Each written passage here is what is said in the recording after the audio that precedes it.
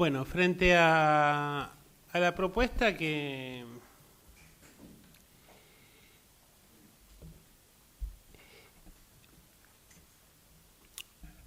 había formulado Alberdi entonces de tratar de excluir de la capacidad de la lectoescritura, básicamente a las grandes mayorías que debían ser explotadas en el contexto de transformación de la sociedad, Sarmiento tiene una posición diferente, ¿no? Una posición diferente que está orientada, en principio, desde una perspectiva teórica.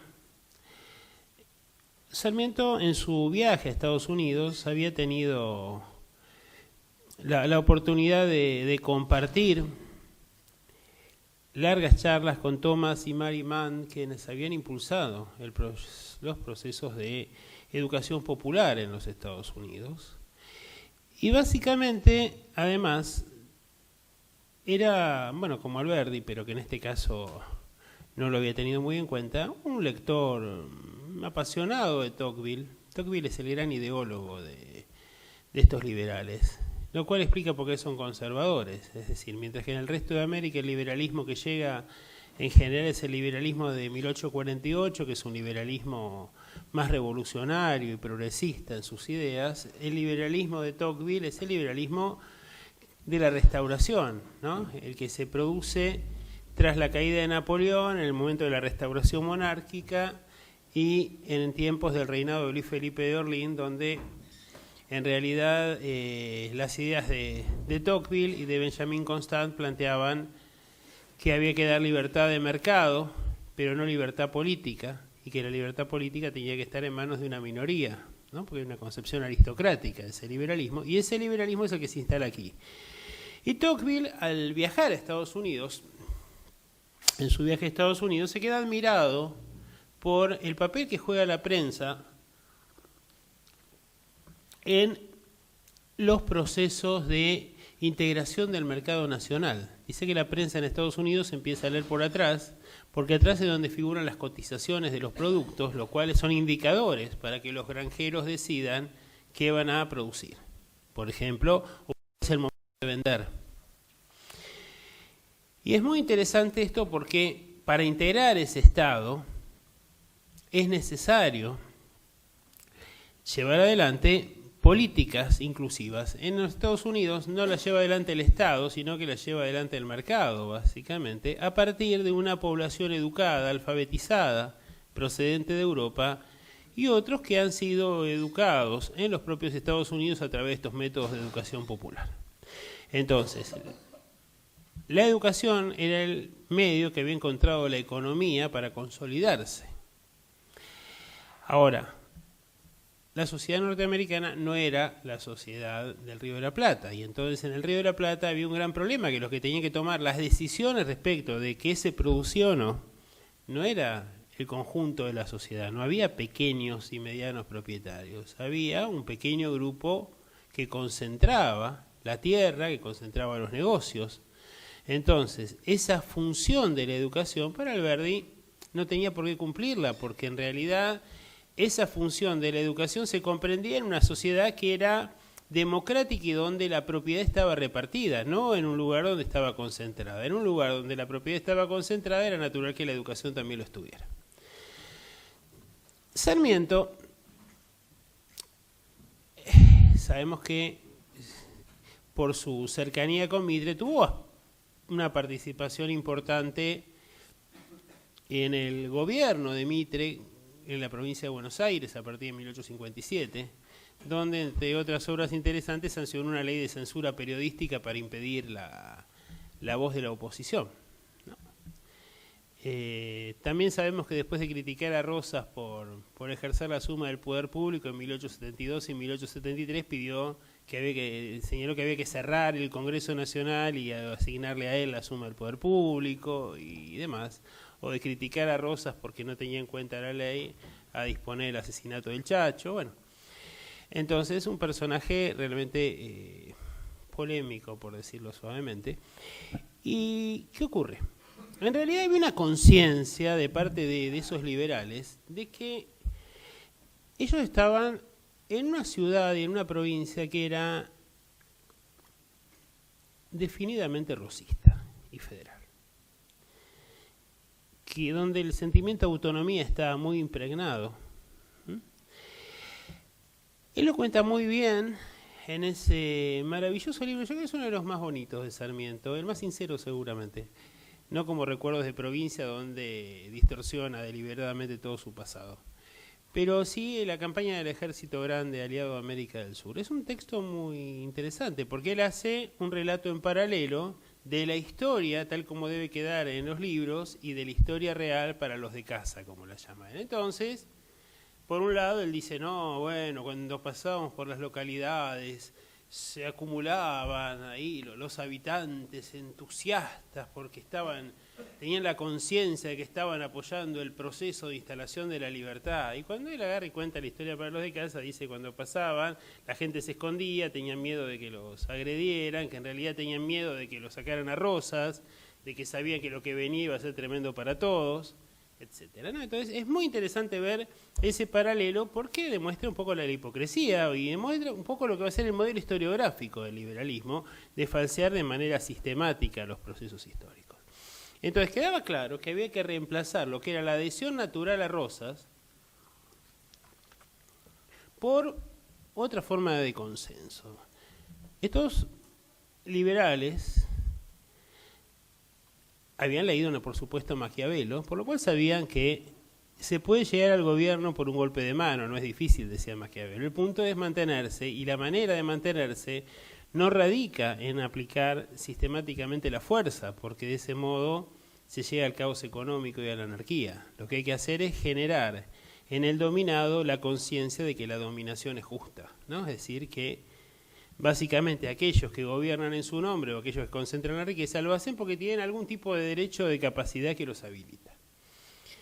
¿Cómo hacer para trasladar esa adhesión natural a Rosas y un conjunto de prácticas sociales y culturales que estaban instaladas por generaciones? ¿Cómo hacer para modificarlas y transformarlas en un sistema de valores y de sumisión que era el que necesitaba ese liberalismo oligárquico? Quedaba claro, Alberdi lo dice en las bases, para la prensa la censura, es decir, la prensa puede tener la misma libertad que tuvo durante la Revolución de Mayo, es decir, tiene que servir para publicitar este modelo, pero tiene que ser implacable, tiene que haber una censura concreta para todos aquellos que lo critiquen. Lo único que se pueden admitir son conflictos por intereses puntuales dentro del modelo o por nombres que tienen que ver con las disputas facciosas dentro del mismo proyecto. Pero queda claro que no puede permitirse la libertad de prensa. La libertad de prensa para Alberdi era el sinónimo de la anarquía, y no solo para Alberdi, sino para todo ese liberalismo. Entonces, era un liberalismo que precisaba suprimir la libertad como para poder instalarse. En segundo lugar, era fundamental la educación. ¿Por qué razón? Porque se trataba de una sociedad donde buena parte de la población preexistente, tanto los originarios, los primeros pobladores, los criollos, la población afrodescendiente, no tenían ningún tipo de atractivo ni de interés en suscribir un proyecto de liberalismo, sobre todo porque recordemos que nosotros veníamos pocos años antes, por ejemplo, de la vuelta de Obligado y la Guerra del Paraná, donde hubo claramente una manifestación, un plebiscito de la sociedad argentina en favor de la soberanía y en contra del colonialismo. ¿Qué ocurre? Lo que ha ocurrido en la historia argentina, donde el movimiento nacional y popular nunca es víctima del adversario externo, sino del enemigo interior, ¿no? De la traición interna. Urquiza pretendía construir el rosismo sin Rosas, de alguna manera, así como Lonardi quería construir el peronismo sin Perón. A los dos los llamaron los libertadores. A los pocos días eran los tiranos y rápidamente fueron desplazados. Y efectivamente queda en claro otra cosa, y es que ese liberalismo oligárquico no paga bien. Simplemente utiliza como instrumentos aquellos que estén a disposición. Y efectivamente lo otro que había que hacer era tratar de... Porque ¿qué ocurría? Acá había como bien lo señala más adelante Jaureche, Lugones en El Payador. El gaucho tenía es decir, si bien era díscolo en algunos aspectos y demás, era valiente, hacía las tareas vinculadas con el pastoreo fundamentalmente, pero además no ponía en cuestión el orden social tradicional. El gaucho no se proponía tomar el control del Estado ni el control de la sociedad. Simplemente tenía un modo de vida. Entonces, por eso, como señala Lugones, la manera que tenía el líder, el caudillo, de demostrar su liderazgo era ser el más gaucho, ¿no? Es decir, destacarse en aquellas habilidades que eran valiosas para el gaucho y eso sumarle otro plus que era, en muchos casos, la educación o la riqueza o lo que fuera. Pero, básicamente, esos eran los atributos que se premiaban.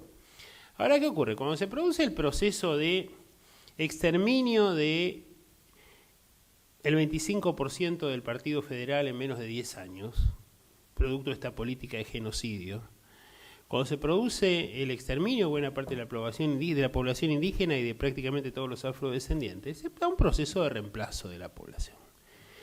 El reemplazo de la población se da por población que proviene de Europa, pero no del norte de Europa que quería esta gente, sino del sur, que en general son analfabetos, que tienen muy poca idea del mercado y del capitalismo, que no tienen espíritu de empresa, que no tienen hábitos de ahorro volcado a la inversión.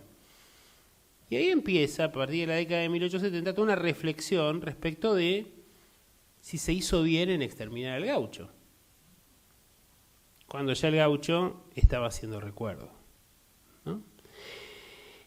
Y ahí aparece el tema, ¿qué hacemos con esta gente? Porque en realidad, en primer lugar, o son católicos extremos que solo reconocen la autoridad del Papa, del Rey de Italia, o en el viaje se han convertido en anarquistas, fundamentalmente, y algunos en socialistas. O bien pretenden enriquecerse como puedan y volverse a Europa lo antes posible, sin importar los medios. O bien pretenden llevar adelante un proceso revolucionario para transformar de raíz las estructuras sociales, razón por la cual aquello que el gaucho no ponía en cuestión, que era un orden natural, un modelo social, el liderazgo natural de determinados sectores sociales, ahora es puesto en cuestión. Se pone en cuestión el liderazgo de esa oligarquía, se pone en cuestión el reparto de la riqueza. Y ahí es donde evidentemente se plantea un tema que es clave. ¿Cómo convertir al inmigrante en argentino?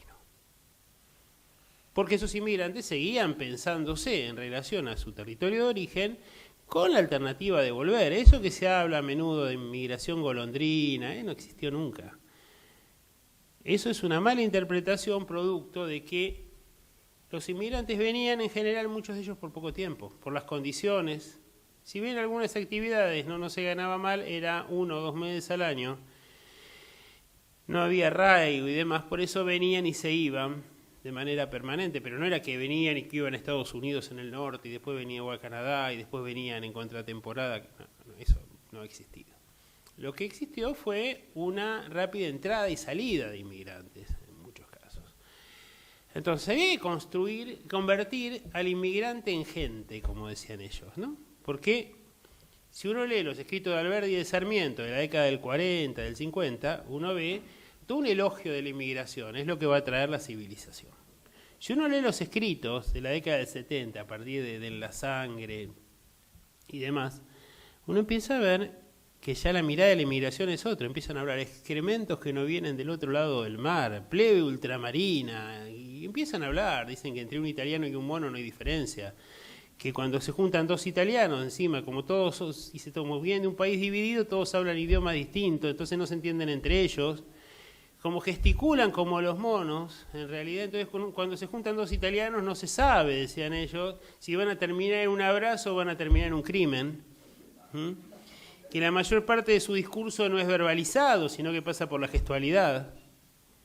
Entonces empieza todo un proceso de descalificación para justificar la represión, eso es lo importante, que es lo mismo que se hacía antes con el gaucho, con el indio, con el negro. Ahora se lo hace con ese inmigrante, al cual se quiere someter, al cual se quiere aplicar la política de Estado. Pero estos inmigrantes tienen una herramienta que es la organización que les da el anarquismo. Por eso es que Irigoyen termina facilitando o tolerando o teniendo una actitud permisiva frente a su exterminio. Entonces, ahí se plantea una gran cuestión. Bueno, se ha cometido un error eliminando a los habitantes tradicionales. Ahora, ¿cómo hacemos con estos? Bueno, represión para los grandes, educación para los hijos. El inmigrante adulto está perdido, ya está, ya tiene sus fidelidades, sus lealtades, no va a aprender.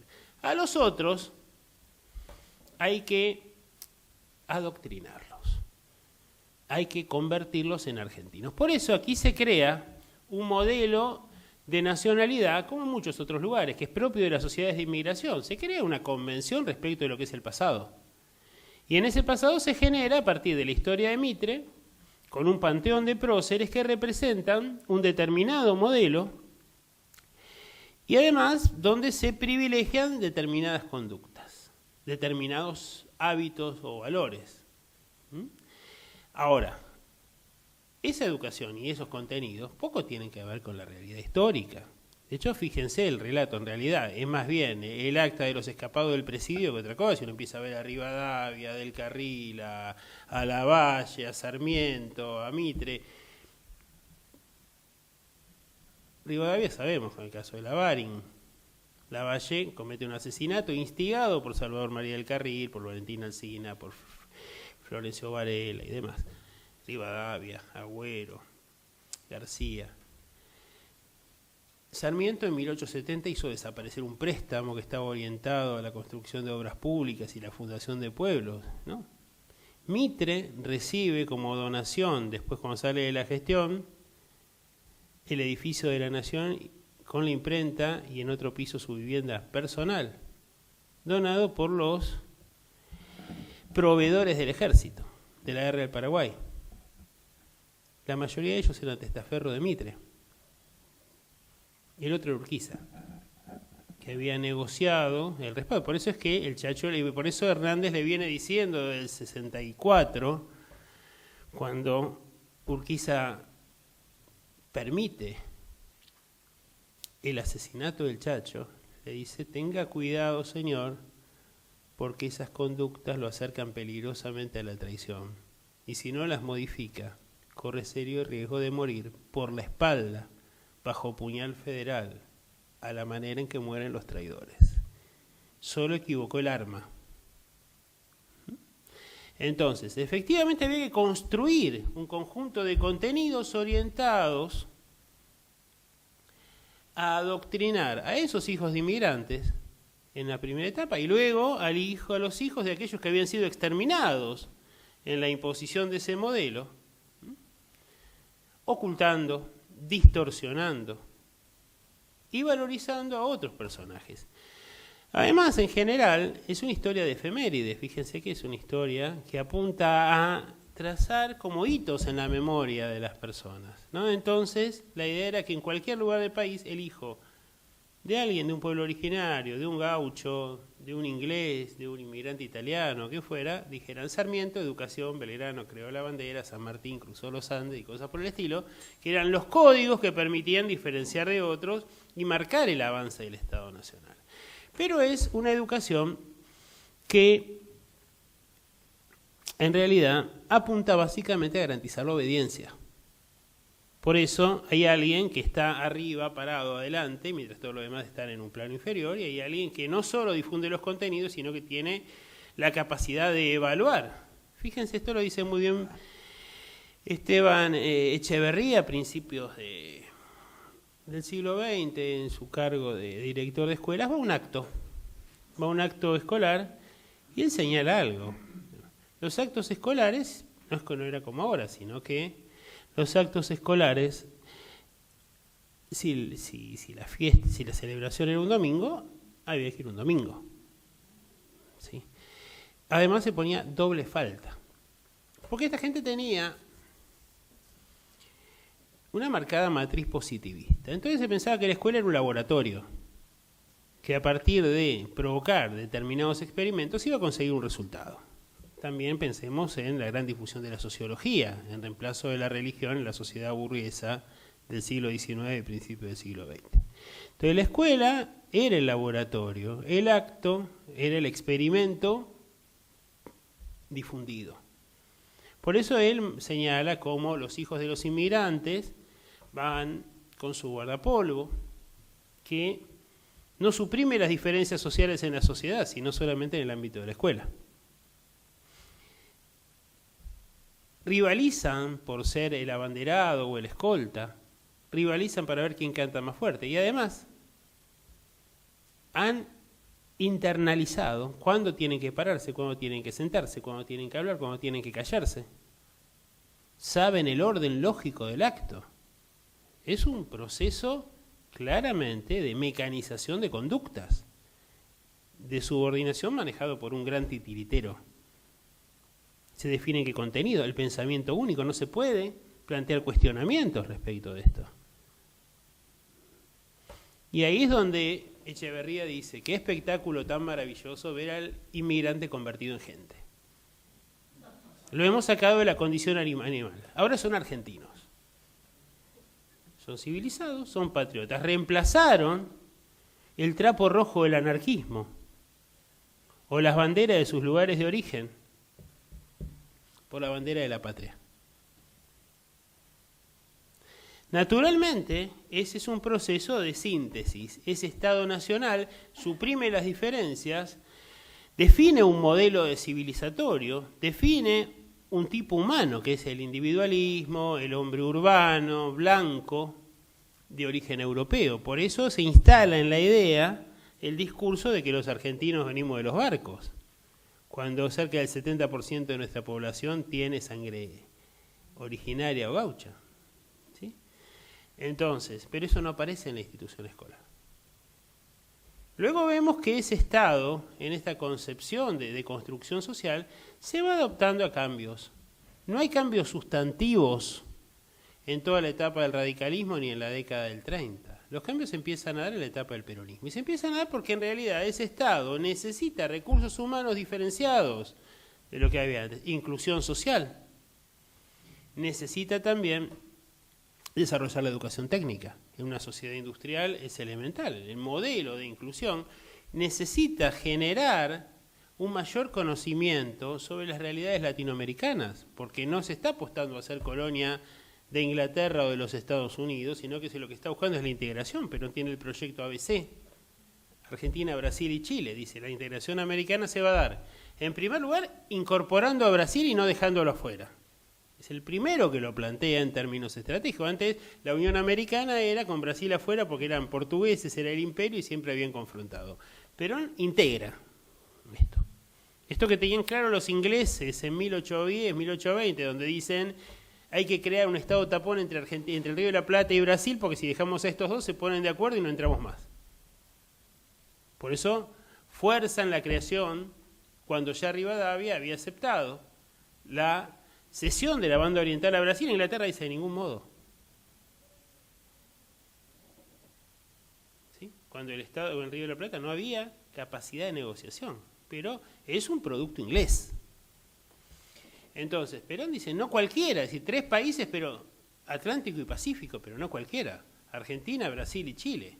Chile, el Estado más sólido del área pacífica, porque Perón tiene conciencia de todo este proceso de integración del Asia, de esta integración a nivel mundial y la importancia de que América se articule en un bloque. Esto tiene que estar en la educación.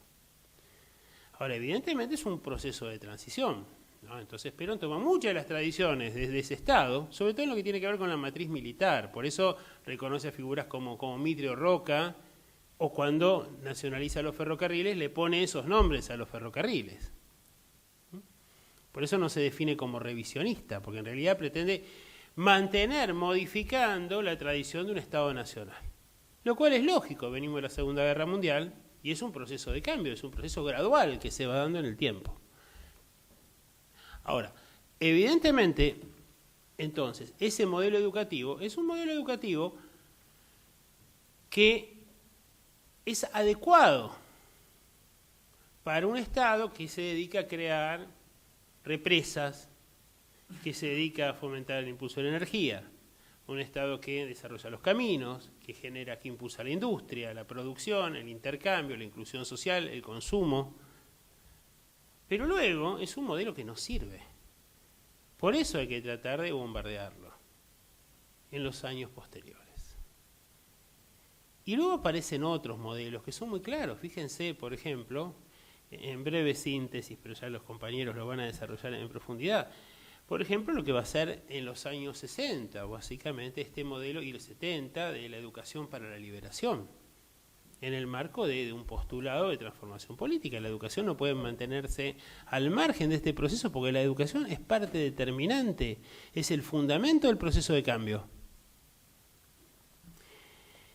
Luego vamos a ver las dictaduras, cuyo modelo va a ser educar para el orden. Yo estaba viendo en esto, en los materiales que estaba recopilando para estos programas de cable, las propagandas de las dictaduras, por ejemplo, con la guerra de Malvinas y demás, ¿no? Y es muy interesante esa dictadura cívico-militar cuando dice, ¿cómo puedo ayudar a mi país? Entonces estaban los que combatían, pero la maestra que tenía que seguir yendo a la escuela, el otro que tenía que seguir yendo a trabajar. Había que garantizar el orden, ¿no? Y eso era lo esencial, el orden, la subordinación, lo cual es imposible en un Estado terrorista, porque el anarquista en el Estado terrorista es el propio Estado. Por eso no hay posibilidad de orden, pese a que se lo postule. Y luego va a aparecer el gran desafío. Si educamos para la democracia o si educamos para el consumo, si educamos para el mercado. Y esa es la gran tensión que aparece en toda América Latina con el avance de la globalización y a partir del retorno del proceso democrático, de las instituciones democráticas. Porque hay una tensión muy clara.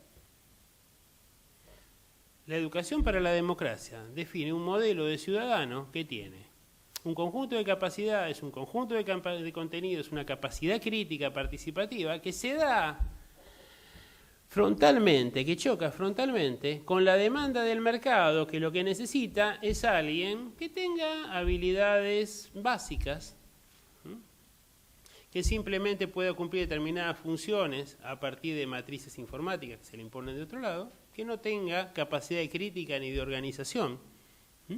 Y ese ha sido, un poco el gran debate que incluso hoy día aqueja a nuestras sociedades.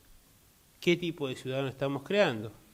Y si la prioridad es justamente profundizar el modelo, la participación y el reparto y la distribución de las riquezas, impulsar un modelo productivo, o bien simplemente estamos generando sujetos apropiados para una economía de consumo donde no se produce, donde básicamente estamos orientados al sector servicio y las habilidades básicas que se requieren son mínimas.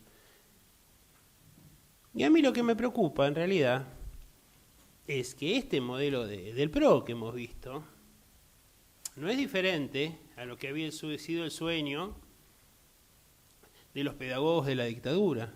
No es diferente a lo que fueron las políticas que se vieron implementando desde la década del 80 en adelante. Fíjense que cuando el ministro de Educación de aquí de la Ciudad de Buenos Aires fundamenta esta propuesta de hacer fracturar, de hacer saltar por el aire la educación pública, de recortar sus contenidos, o dicen esto de que bueno, que lo mejor sería agarrar y subsidiar las escuelas privadas y listo, porque así el Estado se quita una preocupación de encima. No lo está haciendo porque sí, sino que tiene un fundamento, y ese fundamento está en el Consejo Federal de Educación. Esos son acuerdos que se han generado a nivel del Ministerio de Educación de la Nación en los años precedentes, y que pueden tener este tipo de lecturas, que son realmente preocupantes. Entonces, un poco para hacer una puesta al día, la primera reunión, que bueno, vamos a concluir ahora, es más que nada de contextualización, y después vamos a empezar a tomar algunas cuestiones puntuales. Y bueno, lo que me gustaría en el curso del seminario es que nos hagan llegar un poco las propuestas de los temas que a ustedes les parece que sería de interés seguir tratando para, en el segundo cuatrimestre, completarlos, a lo mejor con propuestas más concretas de trabajo, pero me parece que básicamente el objetivo de esto es instalar, bueno, conocernos un poco, participar y tratar de difundir la necesidad de discutir la cuestión de la educación como uno de los grandes desafíos para transformar nuestra sociedad. Bueno, nada más. Muchas gracias.